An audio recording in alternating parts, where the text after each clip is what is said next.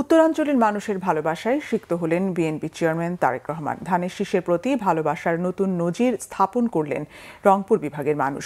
বিএনপির নির্বাচনী সমাবেশে তারা এসেছিলেন উত্তরাঞ্চলের দাবি দেওয়ার ব্যাপারে তারেক রহমানের কাছ থেকে সুস্পষ্ট ঘোষণা শুনতে। ঘরে ফিরেছেন প্রত্যাশা পূরণ করেই। স্থানীয়রা বলছেন, ধানের শীষকে জয়ী করতে সবকিছুই করবেন তারা। রংপুর থেকে শাহনেওয়াজ জনির ক্যামেরায় জুয়েল আহমেদের রিপোর্ট। জনস্রোত নামে রংপুর নগরীর বিভিন্ন সড়ক ছিল আনন্দ উল্লাস। উত্তরের বিভিন্ন জেলা থেকে মিছিল ও বহর নিয়ে তারা সমাবেশস্থলে পৌঁছান। দলের চেয়ারম্যানকে কাছ থেকে দেখা এবং তার বক্তব্য শোনার আগ্রহে ছিল সবার চোখে মুখে উৎসাহ।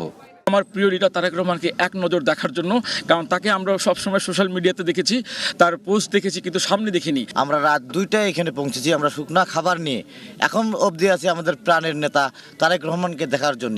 উনি আমাদের মাঝে আসবেন, আমাদের উত্তরবঙ্গের কিভাবে উন্নয়ন ঘটাবে সেই কথাগুলো বলবেন। আমরা প্রাণ ভরে তার কথা শুনবো। আমরা রংপুরে তার সঙ্গে দেখা করতে এসেছি। সে যদি আমাকে এক নজর দেখে, তারপরেও আমার মন খুব শান্তি হবে। আমাদের যে প্রাণের দাবিগুলো আছে তার সামনে তুলে ধরবো এবং আশা রাখি সেই দাবিগুলো সে বাস্তবায়ন করবে।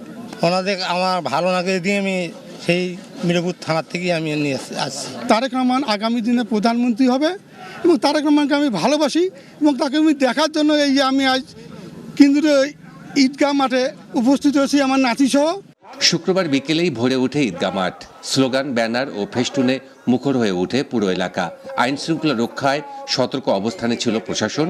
আর আয়োজকরা বলছেন, তারেক রহমানের এই সফর উত্তরের মানুষের আশার প্রতিফলন ঘটেছে। রংপুরের মানুষের দীর্ঘ 40 বছর ধরে যে অপ্রাপ্তি, সেটা আজকে তারেক রহমানের উপস্থিতির মাধ্যমে এটা সম্পূর্ণ ইনশাল্লাহ পূরণ হলো। এবং আগামীতে যখন 12 ফেব্রুয়ারির পরে যখন সরকার হবে, ইনশাল্লাহ তারেক জিয়া এই রংপুরের এই মানুষের এই দীর্ঘদিনের প্রত্যাশা ইনশাল্লাহ পূরণ করবেন। সমাবেশ ঘিরে এলাকায় উৎসবমুখর পরিবেশ বিরাজ করে।